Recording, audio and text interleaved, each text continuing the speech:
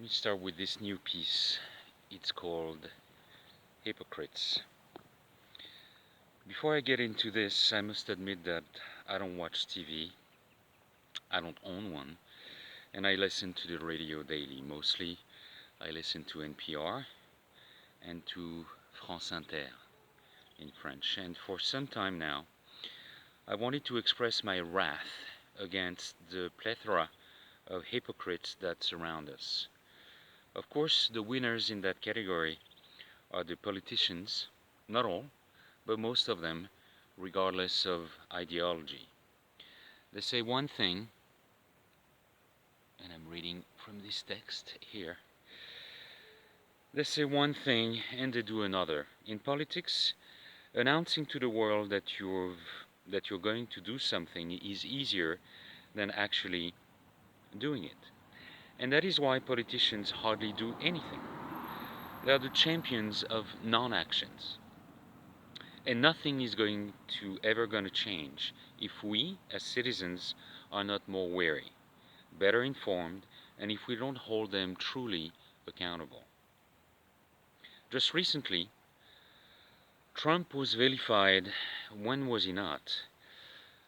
Was vilified for his policy of cruel and unusual treatment of migrant children, being separated from their parents when they get arrested. He let it brew in the media for a couple of days, let the bad press against him come to a boiling point, and finally announced, as if he were a savior, that he was ordering the authorities to let the parents be jailed with their children. How thoughtful of him. Yet, since illegal immigration is now a criminal court offense, there is no telling how long these families will be jailed for, and what will be the long-term psychological effects on the parents and the children alike. Hypocrite. In a similar stance, Macron, the French president, recently refused to let a rescue ship in the Mediterranean Sea full of migrants. He refused to let that ship board the coast of Corsica, a French department. Even though the ship was less than 5, and that is 5 nautical miles away, forcing it to add almost another week of voyage to the migrants who finally came ashore in Valencia, Spain. Moreover, Macron had the nerves to criticize the Italian government for refusing to welcome the migrants. Italy has welcomed the majority of migrants in recent years. Hypocrite.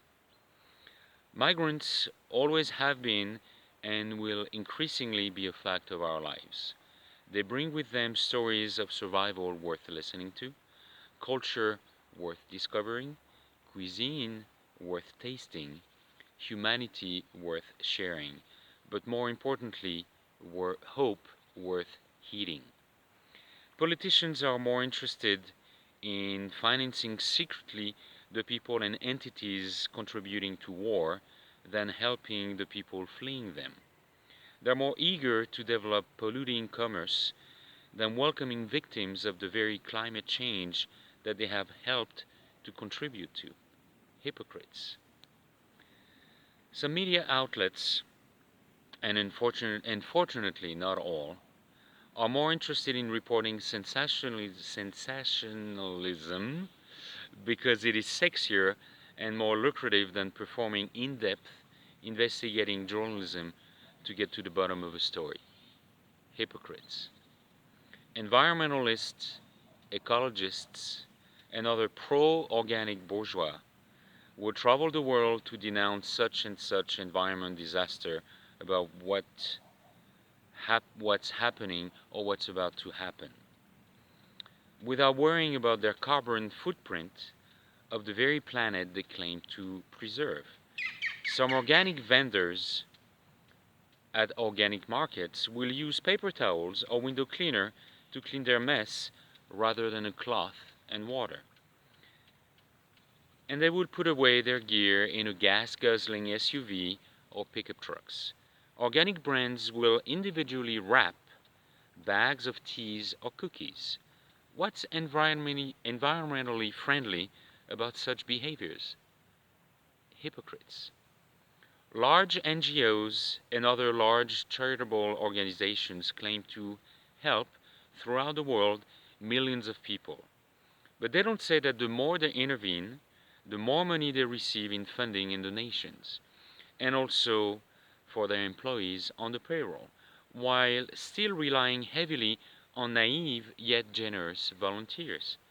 What is the salary of the CEO of the Red Cross or the United Way? Everything they do is tax deductible. Every dollar, every euro they receive is deducted from the income of those who give.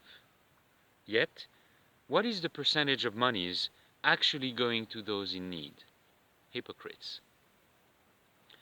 When we interact with others and someone completes an act of altruism, is it really a good action, or because he or she is expecting something in return, or simply making him or herself more valuable to the person they helped, or making them feel better about themselves?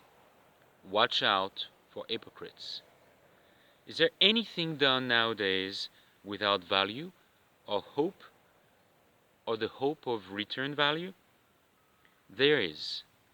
And it is possible without hypocrisy, empathy, love, generosity. Attention can be genuine sometimes. And there are people every day capable of expressing such valuable feelings that don't cost a dime, yet that are priceless. Be priceless, be genuine, and you will not be a hypocrite, but you will be valuable for all those around you. Thank you.